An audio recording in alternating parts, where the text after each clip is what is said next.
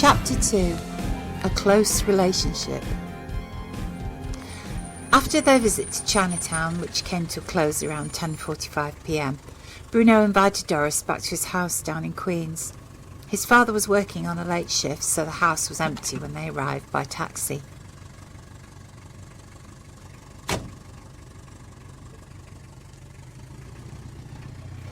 Setting the spare key, which he always kept with him, in the lock, he opened the door and switched on the above light as Doris entered, following him into the hall.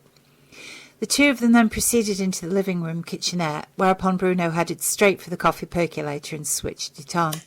"Want a coffee?" he asked Doris, to which she received a very polite "Yes, please," from the young girl. Whilst he was getting their drinks, Doris sat herself down on the sofa, picked up an outdated magazine, briefly glanced through it, and then discarded it on the floor. Bruno entered and set a tray with 2 mugs down on top of a little coffee table which was in front of the sofa. He gave her a smile and handed her one of the mugs. "Do you want to watch the TV at all?" he asked, indicating a fairly large colour television set over in the far corner. "Not really," Doris replied, and took a sip of coffee whilst looking at her friend. Bruno shrugged briefly, then joined her on the sofa. At first he concentrated on his coffee mug, which was still on the tray. Then he took a sip and put it back. In the meantime, Doris continued to drink hers. "I've really enjoyed tonight," she said after a while. Me too." Doris sighed contentedly on hearing his words. It had been just what he'd needed to get out and enjoy himself for now. Oh, sure, there was still going to be the problems at the school, but not for long if Doris had anything to do with it. First thing tomorrow she was planning to visit Miss Grant and explain all about Miss Davenport, the teacher who was making Bruno's life hell. From then on things would surely get better for him. Above all, she wanted everything to work out for him, mainly because she cared so much for her fuzzy composer. Doris put down her mug and looked at her friend. "Oh, damn! What's the matter?" Bruno asked, concerned. "I forgot to let my parents know where I am. I'd better give them a call," she said, rising from her seat. "Sure, you can give them a call now if you want." Doris pondered momentarily. "What do I tell them?" Bruno looked at her a little puzzled, so she continued with, am I going home tonight?" she asked a little timidly. This caused Bruno to blush, whereupon he tried to hide it with a smile. "I'm not sure, Doris." "I suppose I could sleep in the spare room, couldn't I?" Bruno had other things on his mind, but he didn't and couldn't ask her just like that. Of course you can," was the answer he gave to her. "OK," she replied, and went out into the hall to ring her parents. It was only a few minutes before she returned and sat herself next to him on the sofa again.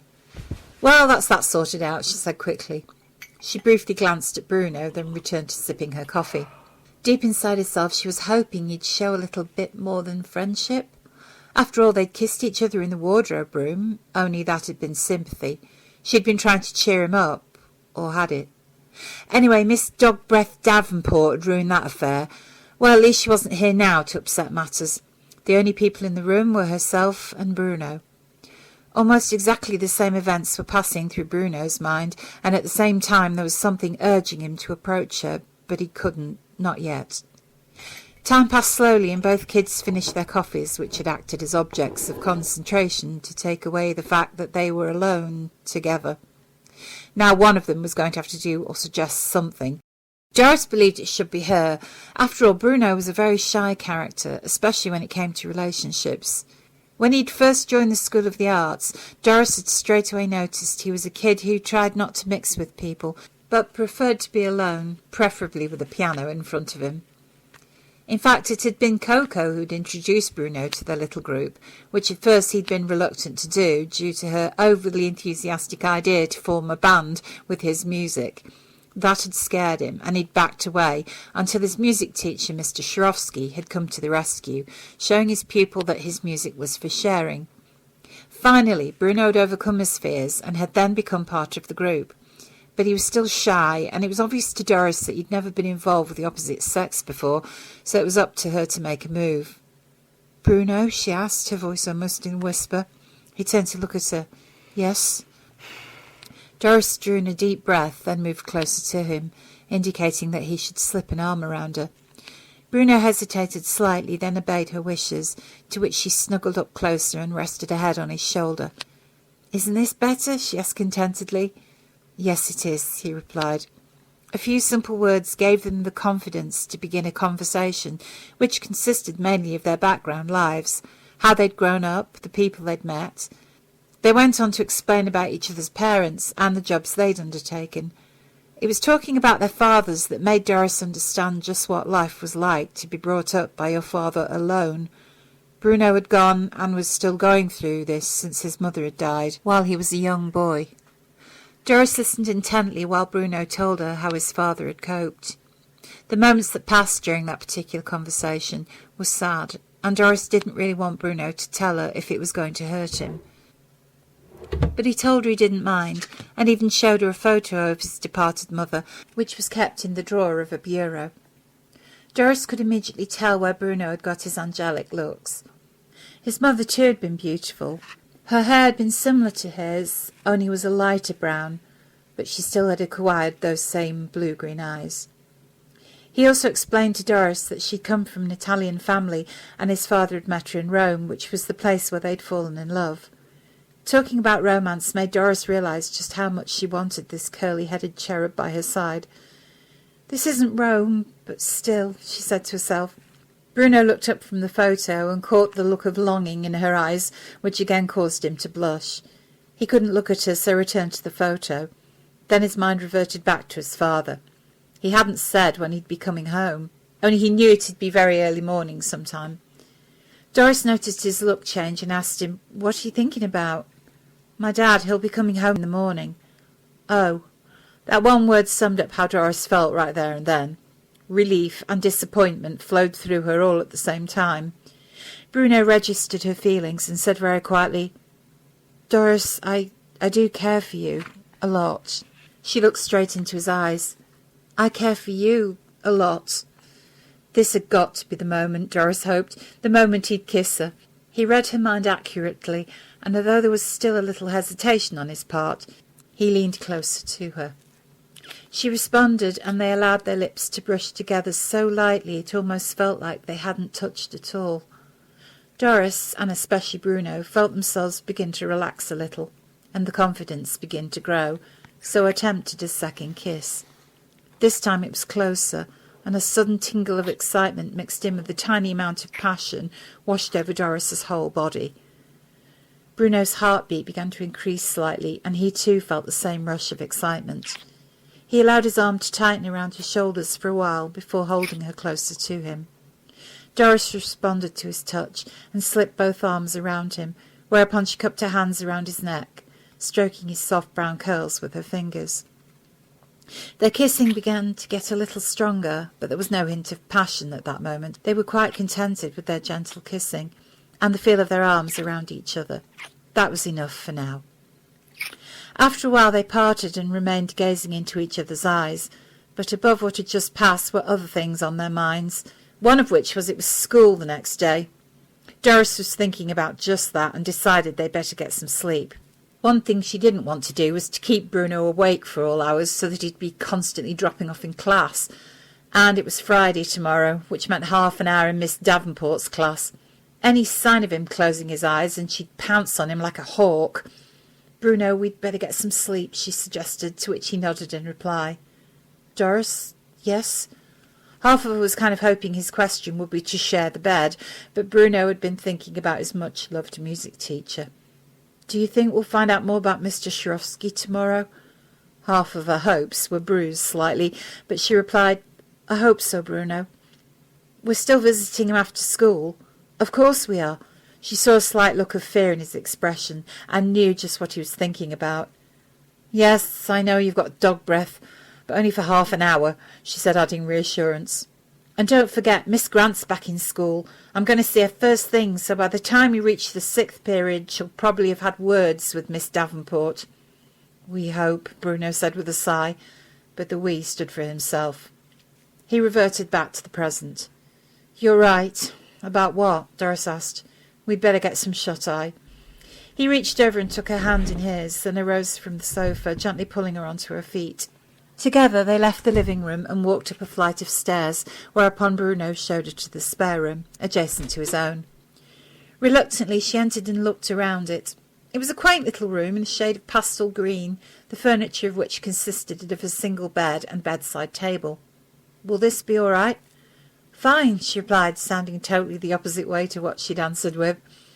"You don't sound happy with it," he told her, reading her facial expression. "No, Bruno, it's fine, really," she replied, sounding only slightly reassured. "It's pretty, too," she added, then looked up. "Can I see yours?" The question was quite innocent, and Bruno nodded in agreement, then crossed over the landing into his own little room. Doris followed him and entered a few seconds later. His room was in a pale beige colour, with one single bed and table, a large cupboard and a small window overlooking the road. She immediately noticed a few posters on the wall, which actually quite fascinated her, as they were pictures with modern art designs, using the piano keyboard as the main subject. For a while she stood gazing at them, then her eyes averted to the floor. There was Bruno's portable Casio synthesizer, and propped up beside it against the wall was a large mattress. "Why do you need that?" she asked him, pointing at the object. "For extra guests, I suppose," Bruno replied. "Do I count as an extra guest?" she asked him, trying not to sound too obvious. Bruno knew what she wanted straight away and walked over to the mattress. "It's heavy, you know," he said, smiling, indicating her to give him a hand. Her heart leapt, and she eagerly went over to help him. It was heavy, but they both managed to drag it over to Bruno's bed and set it down right next to it. "I'll need blankets," she explained, wondering where he kept spare sheets and such like. "You can have my bed," he offered. "I'll sleep on the mattress." "No, that's okay, really. I don't mind." "Are you sure?" "Positive," she replied cheerfully. With that he left the room to get some blankets and a few pillows, leaving Doris to continue looking around.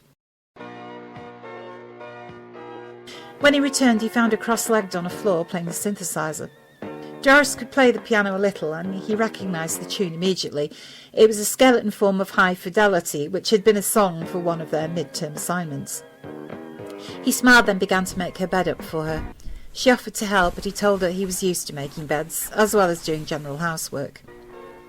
Bruno helped his father any way he could, which included being a general dog's body now and again. When he'd finished, he joined her on the floor and crouched down beside her. Doris stopped playing and handed him the instrument. "Play something, please," she asked sweetly. He took the instrument and began to play a tune she'd never heard before. It was a melody. Doris loved his music, especially the ballads and the gentle songs. "What's it called?" she asked him. "Nothing yet." He paused, then said very quietly, "A melody for Doris?" A large smile spread across her face, then she reached up and kissed him on the cheek. Bruno stopped playing and looked at her. They kissed tenderly, then he slipped one arm around her and continued playing with the other hand. She listened, her head against his shoulder, then accidentally glanced at his little alarm clock. "Bruno, it's almost 1 o'clock," she said, sounding a little annoyed. The time had passed far too quickly for her liking. "Do you want to use the bathroom first?" Doris nodded. They exchanged a quick kiss, and she left to get ready for bed. A short while later she returned, still dressed. Bruno was by now in his pyjamas. "Bruno, I've no nightdress," she told him. Immediately he went over to his cupboard and took out a spare pair of pyjamas. "These do?" he asked, and tossed them over to her. "Fine, thanks," she replied, and returned to the bathroom to put them on. Bruno was curled up in bed when she entered the room, but he wasn't asleep yet. Doris climbed inside the blankets over the mattress and lay her head down against the pillows. Bruno leaned over the bed so they could kiss each other. "Good night," he said, when the kiss had ended. "Good night, Bruno," Doris replied, and sighed to herself. She knew she wasn't going to be able to sleep at all. Still, she snuggled down on the mattress and closed her eyes, trying to picture sheep leaping over fences, but all that came to mind was the feeling of being in Bruno's arms, Bruno's kiss, and Bruno's body close to hers. "Where are you, sheep?" she asked herself quietly. Just then she heard Bruno's voice in the dark. It was faint, but distinctive. "I love you, Doris." Those words sent shivers up and down her spine, and she tingled all over. Slowly she turned and saw his figure silhouetted by the moonlight, which was shining in through the small window. "I love you, Bruno," she answered. She could see his eyes, and they were indeed telling her something. He spoke again. "I think there's just about room for 2 in here." Doris watched him lift up the quilt, which lay over him, and gently pat the bed, indicating her to join him. She smiled a large, bright, beaming smile and almost immediately leapt out of the blankets and slipped herself under the quilt. She felt his warm body against her and an arm go around her, holding her securely and safely in his protection. He moved closer so she could slip her arms around him. Then he kissed her softly and stroked her hair with one hand. Snuggling up close to her, he whispered once again, "Good night, Doris," and closed his eyes. Doris kissed him on the top of his head. "Good night, love," she replied, and felt him squeeze her gently in response. This was obviously going to be the start of a very close relationship between them. As Doris lay beside him, holding him close to her, she decided that sometime in the near future she was going to want to make love to Bruno. But for now, she was contented to have him with her, curled up beside her, for the night.